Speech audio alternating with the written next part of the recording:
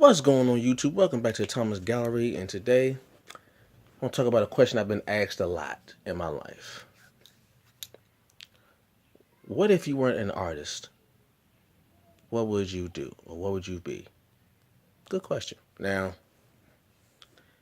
to be honest, I can't think of a time where I never thought about art. So I've always thought about art. I always thought of myself as one. But let's just think about that. If I wasn't an artist, what profession would I take? I would say I would have been, and into a certain lesser degree, I think I am. I would have been a teacher. And people who know me would say, well, not surprised. But I say teacher not really because because I have a passion for imparting knowledge upon other people. No, even though I do, that's not the reason why.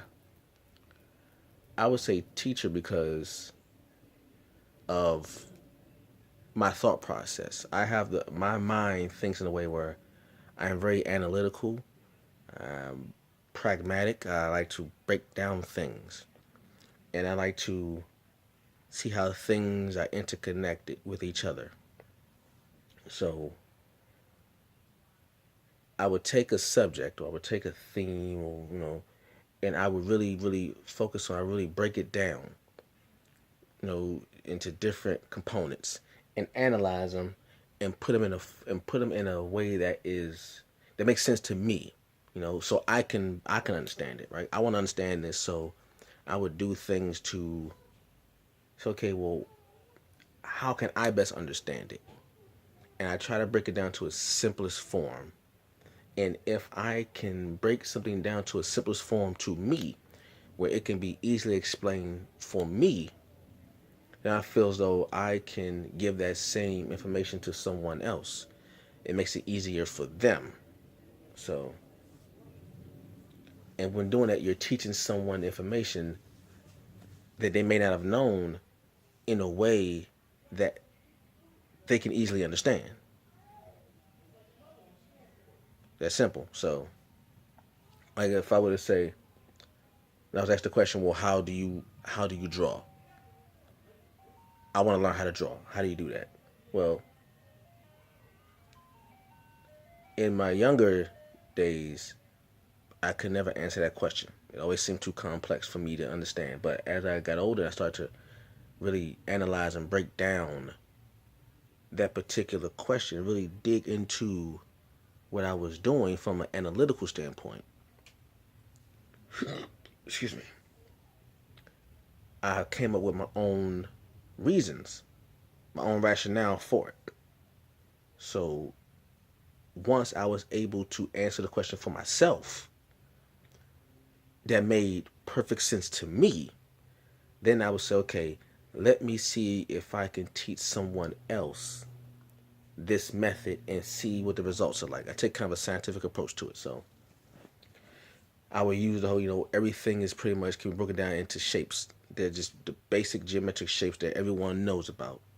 That, but if the shapes are put in the particular combination, you can get a particular image. So I'd use the face, and I said the face is pretty much an oval with smaller ovals and triangles and circles. And I use that method. I say, okay, if you put these certain shapes into these particular combination, then you are able to get the effect you desire.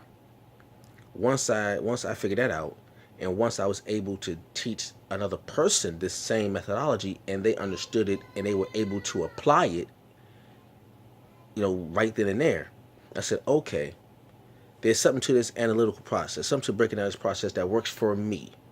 I said, okay, why not just apply it in my everyday life? If I could see something and break it down to its smallest component and put it in a form that is makes sense to me, then I think that I can teach it to someone else and it helps them like it helped me. Now, of course, everyone's different.